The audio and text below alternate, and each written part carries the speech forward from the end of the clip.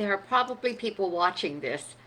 I'm watching this little circle go round and round, and until it finishes going round and round, I don't think I'm live. So I sit and stare.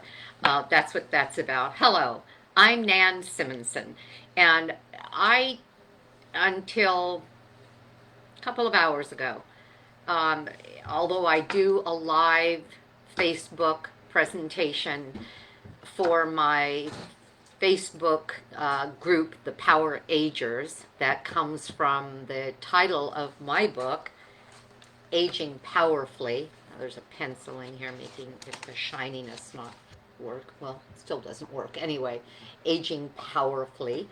And Aging Powerfully with Nan is one of, or is my, I'll call it moniker under Instagram as well as Facebook. And I am all about looking at, I'm going to say, the possibilities in life to show our power, our control, if you will, over our own destiny. We can't trust that. And what I was going to say earlier is I wasn't even sure what I was going to talk about. And I'll finish that thought and then I'll go on.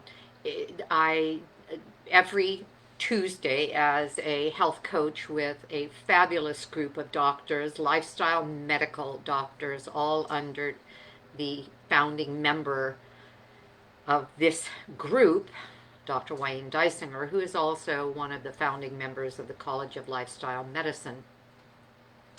And I, on Tuesday mornings for an hour and a half, work with patients who choose to come on for a support group, and just love every minute of it, and I love every patient. And we had a brand new patient come on today who contributed mightily with something that I wasn't even familiar with or aware of.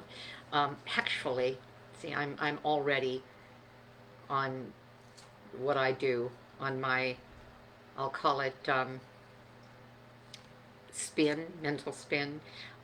She was, the entire time she was talking to us, she was doing this. Well, if you've ever watched Dr. Greger, you see a methodical pendulum kind of a movement, and it's because he quite often, when he speaks, is on a slow moving treadmill. And I thought she might have been on something like that. I, under my desk, can sometimes be caught doing something like this. The chair moves, or maybe I move a little bit because I have something called a QB, CUBII, under my desk that is like a cycling thing.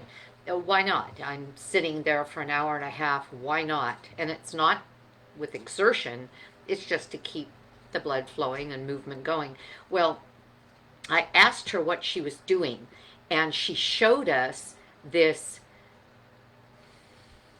piece of equipment, and it's called the Fizbo standing desk mat with anti-fatigue bar, wooden wobble, balance board with, and then ergonomic, and it goes on and on. I'll see if I can show you it on, you really can't see it, but anyway, standing desk mat balance is what I had put in, and it's the one that comes up as an Amazon choice, $64.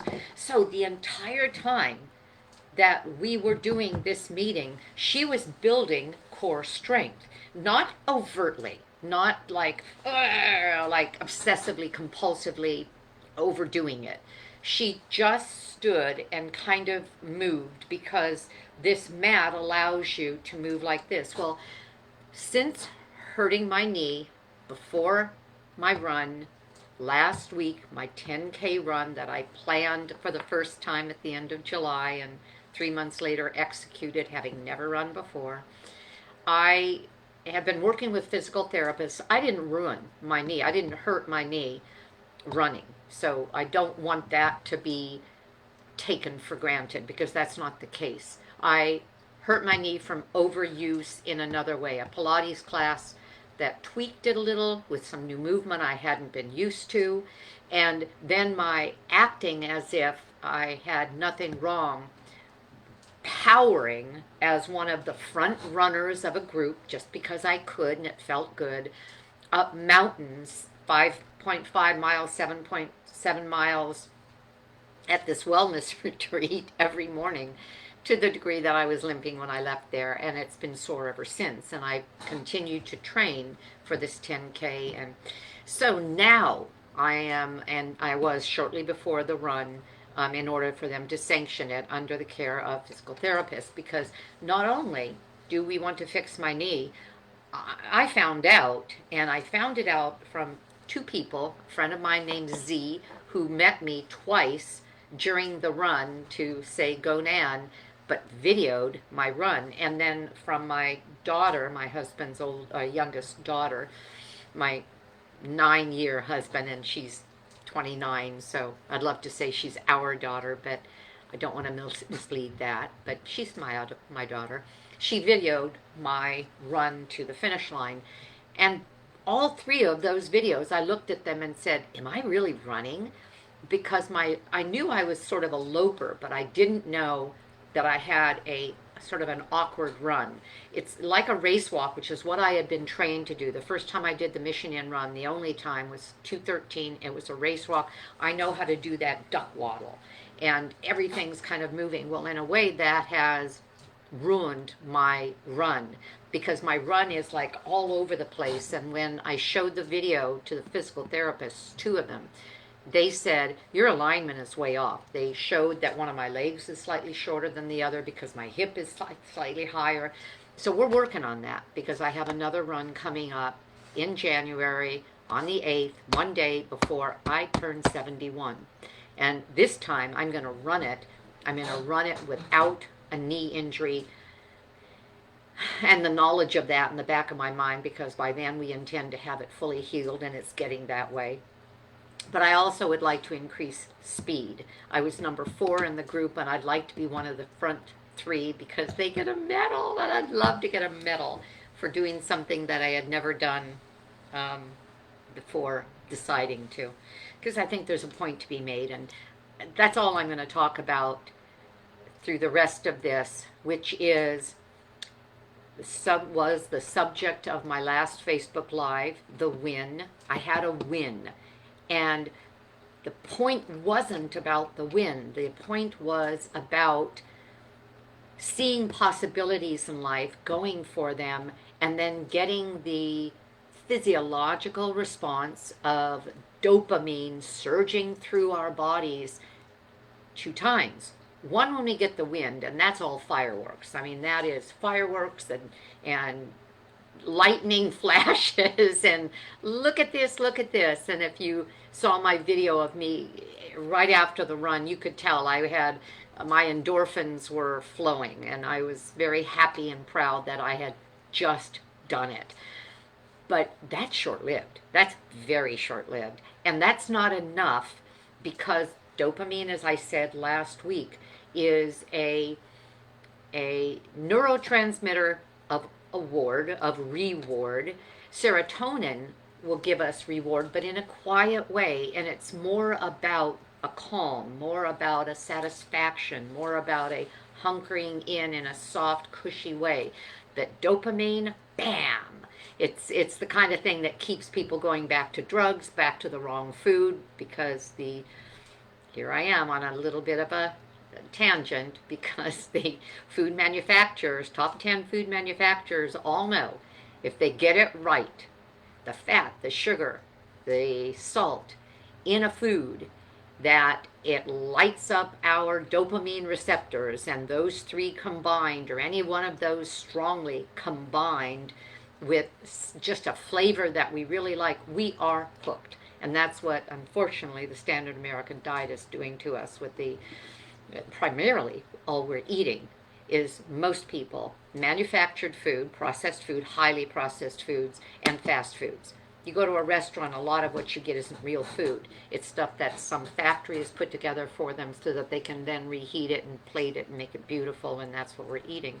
That's why, for now it's going on 4 years, I have been whole food, plant-based, not just vegan, because vegan could be anything. It could be French fries and a Coke. It could be Oreo cookies.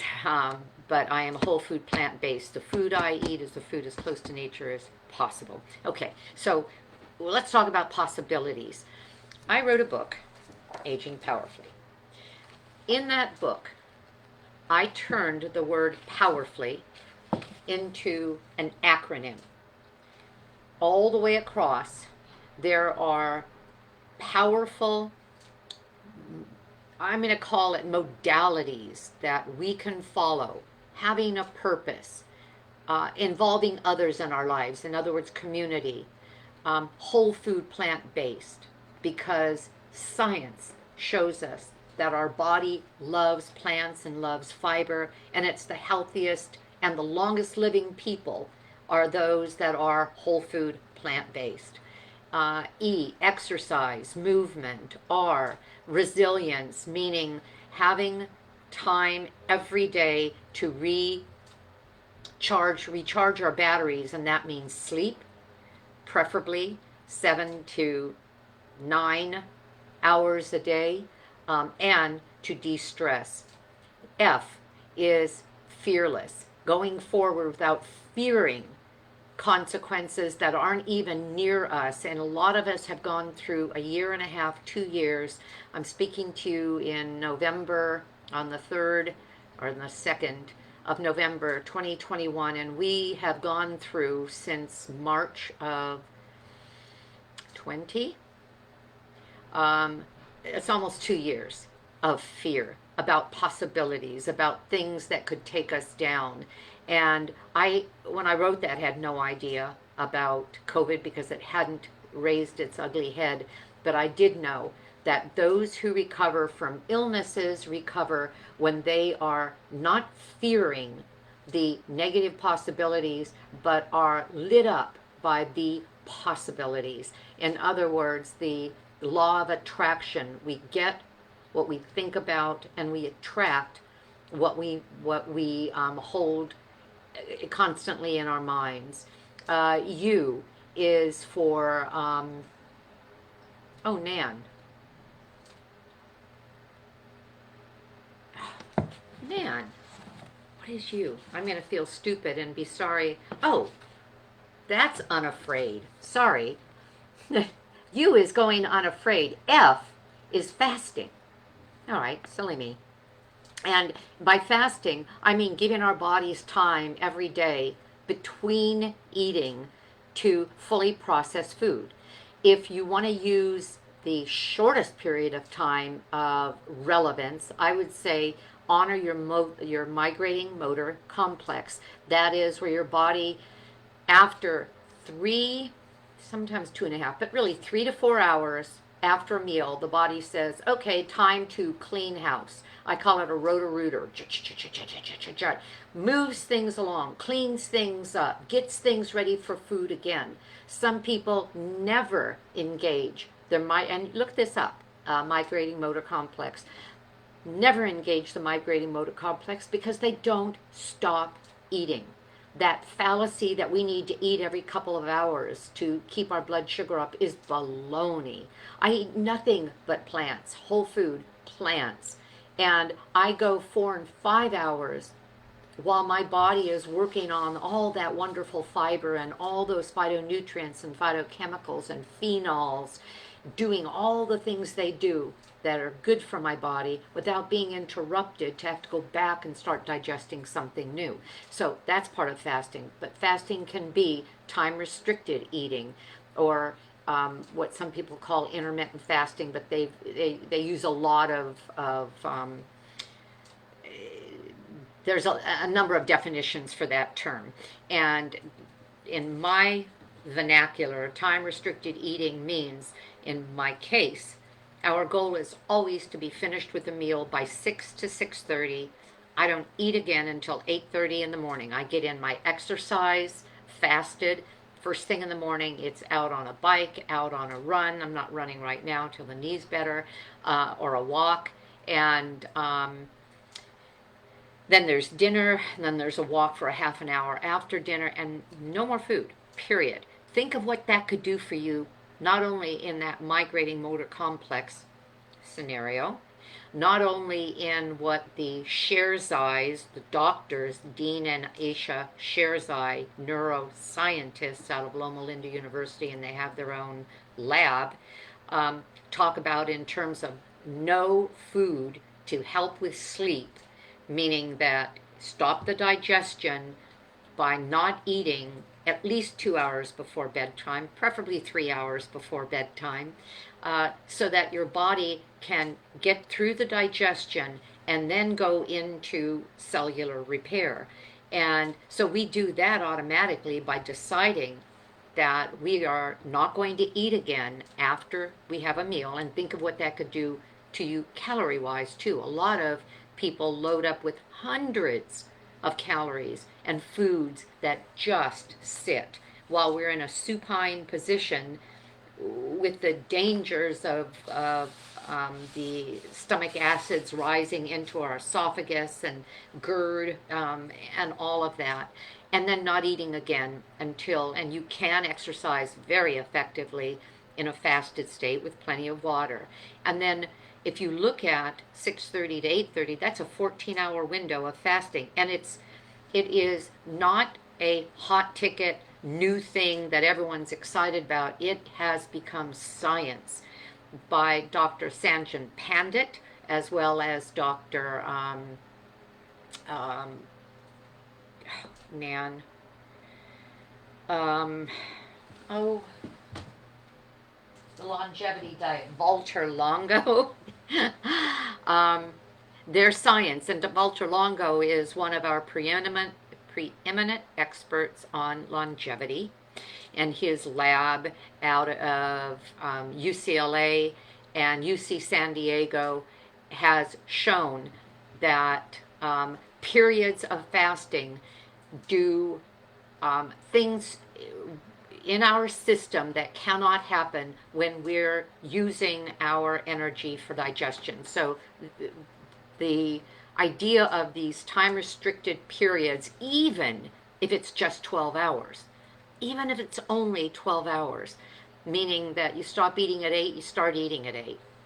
You're sleeping most of the time, who cares? But it just means none of the midnight snacking that has become so popular. Okay, so living unafraid, loving and laughing, finding things in life that, well, I'll go to the laughing first, finding things in life that you can take great pleasure in witnessing, and we can decide what we think is funny.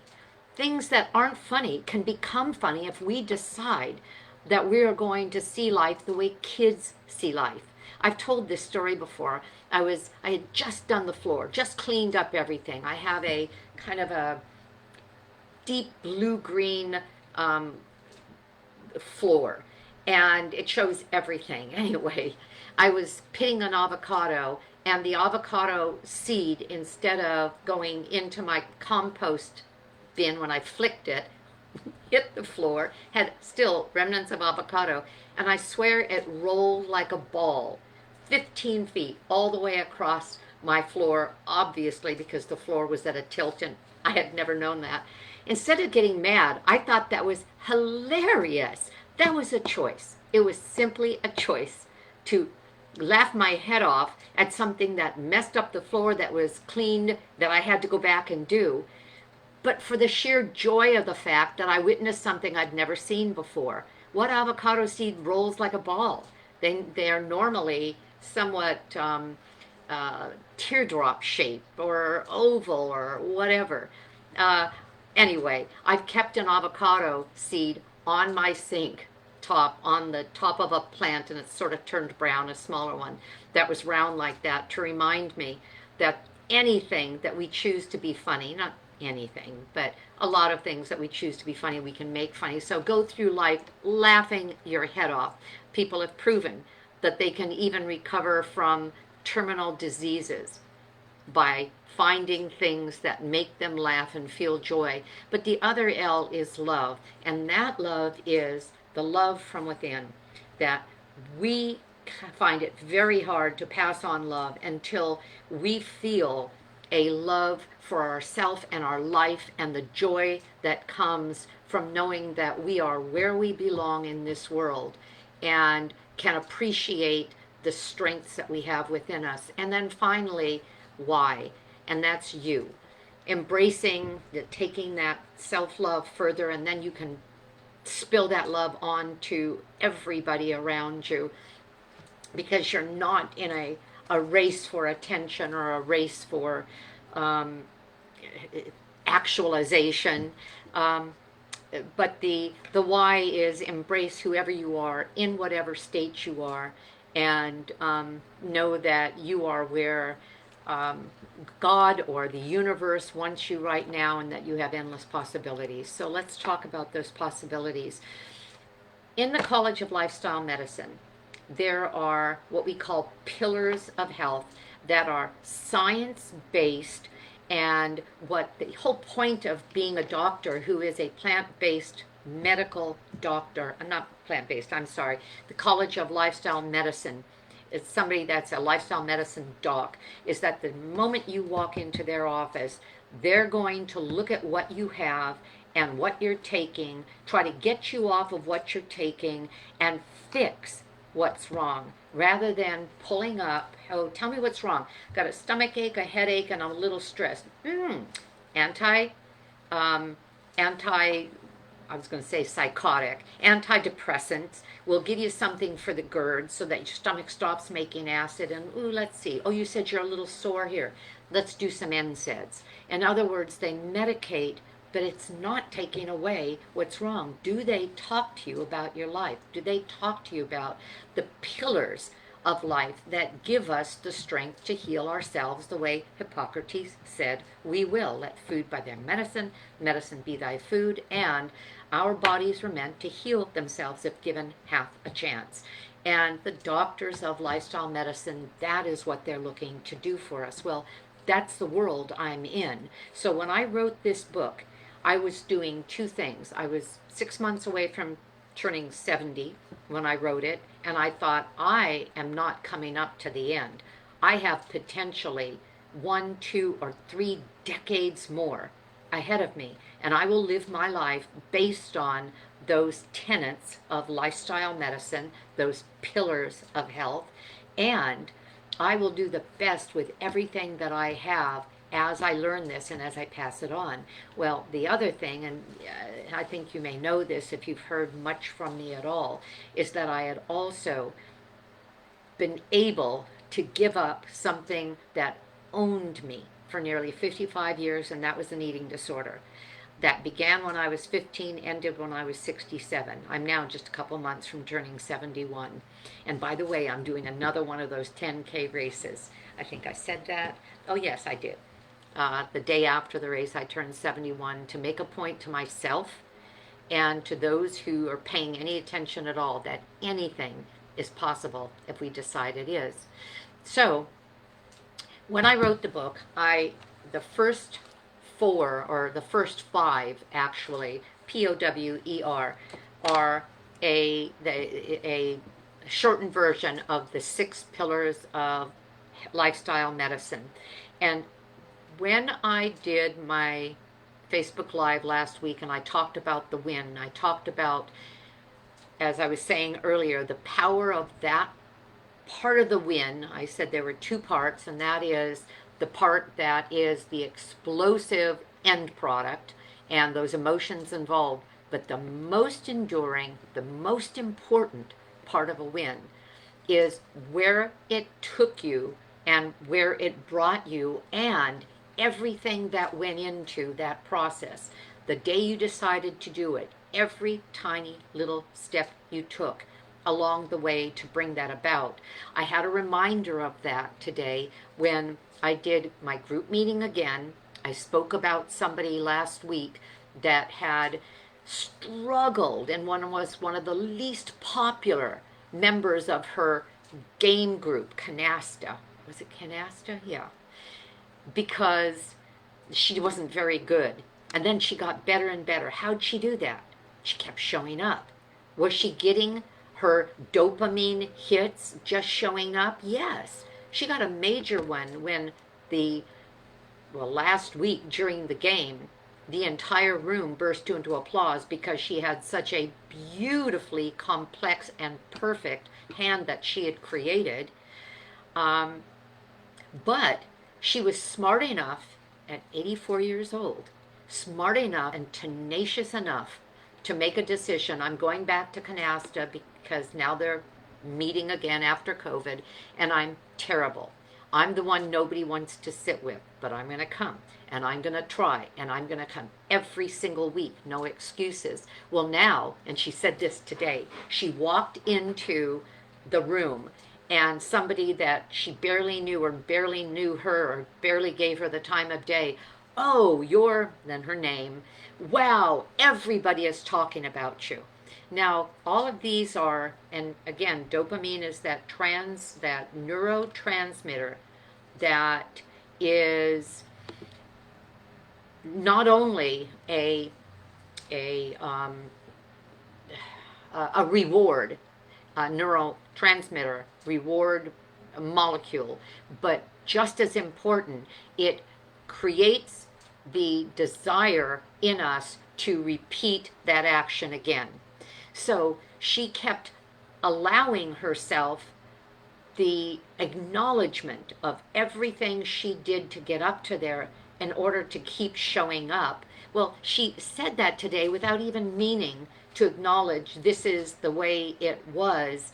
But she said, when they said, wow, everybody is talking about you, she said today, but I never stopped trying all the way along the way. And that's all I want to say today. Remind you of what that was, because I experienced it with my run and how it felt, and now I'm looking at the next run and how I want to feel about that, and maybe be fast enough to get a medal that time, this next time. But I want to give this to you in terms of a question. Where can you find possibilities? Where can you find possibilities to create a win? If you choose one of lifestyle medicine's 5, it's actually 6, but I've combined a couple here, pillars of lifestyle medicine, in other words, pillars of health, that is, make sure that you have purpose in your life, that you know why you're even bothering. I know why I am. I want to be old enough to see my 2 beautiful grandboys married and with kids, and I want to see this world in a better place than it is right now, because I think that we are in trouble, and it's going to take people who keep reminding people of possibilities to turn that around. And I'm very willing to do what I can to make that happen. So it's having purpose. Others, it means connecting with others and letting your light shine out, and knowing that by being around others, we all are better for it. So community matters. Whole food plant-based is, again, what the College of Lifestyle Medicine encourage us all to embrace. And if you can't, then don't. But do what you can to keep adding as many plants into your diet as you can, as many leafy greens, as many vegetables, as much fruit, grains and legumes, seeds and nuts. Crowd out the stuff that doesn't serve you. Crowd in the stuff that will. Exercise every day. Make a point to move. Every day, make a point to get out and see the sunlight.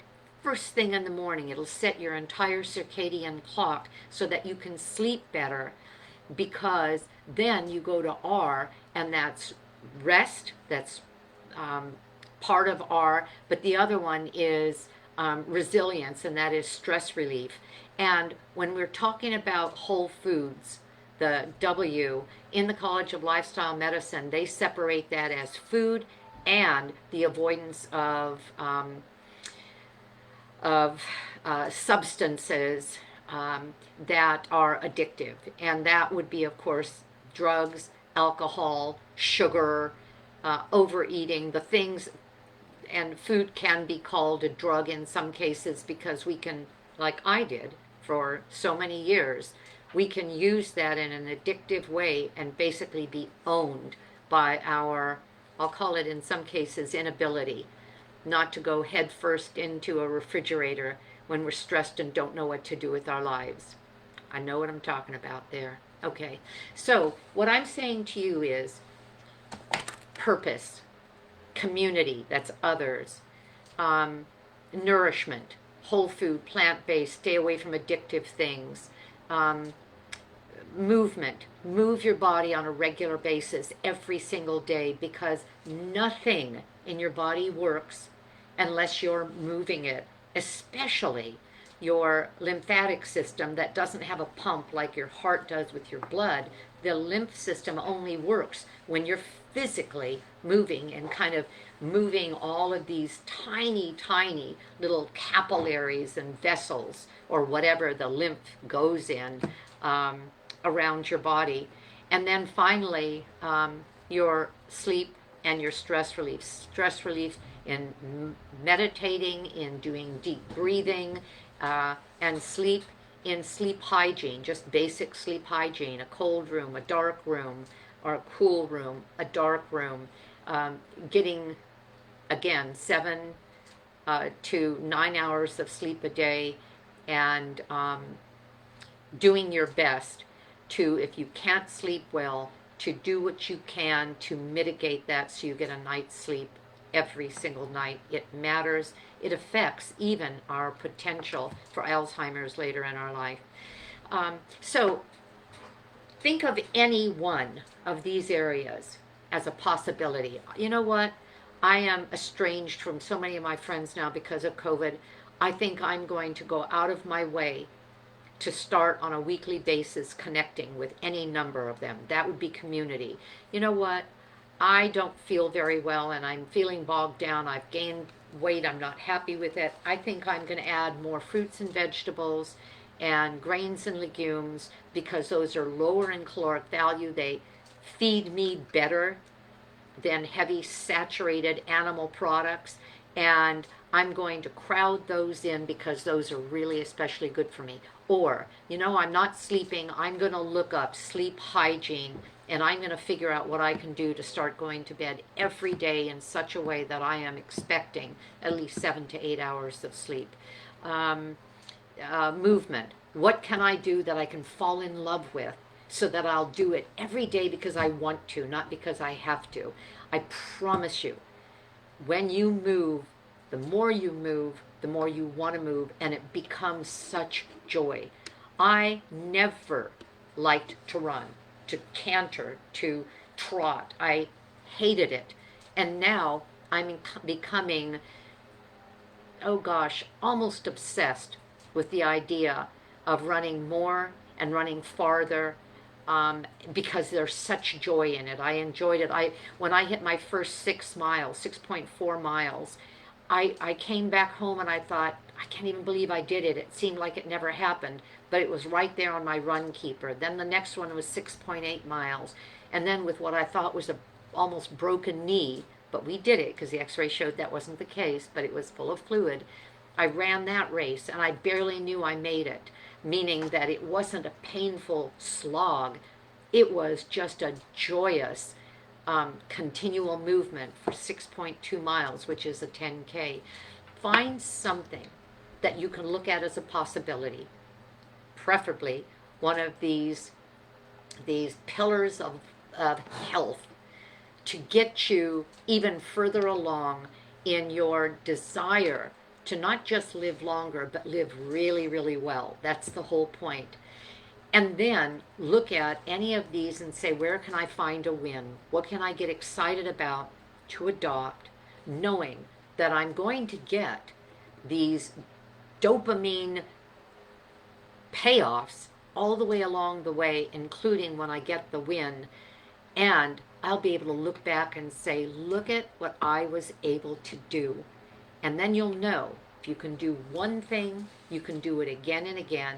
And if there's no fear in, I'll call it, certain addictions, that's a good addiction to have. I want to get more of those great feelings, so I'll find something else that will take me from a 0 in terms of experience and pride to a 10 in terms of experience and pride. That's my wish for you. That's my wish for all of us. That's my wish for myself. I think I've had enough to say now. And if you're still with me, thank you for taking this verbal journey with me. And let people know that there's a mission on the part of lifestyle medicine, on the part of my book, Aging Powerfully, on the part of the Power Agers in my Facebook group, to get everything they can out of life, because when you feel great, when you're excited, when you have a place in this world that leaves you feeling optimistic, life is so good. Have a great day, because I know I'm going to. And again, thank you. Let people know about us and make it a great day.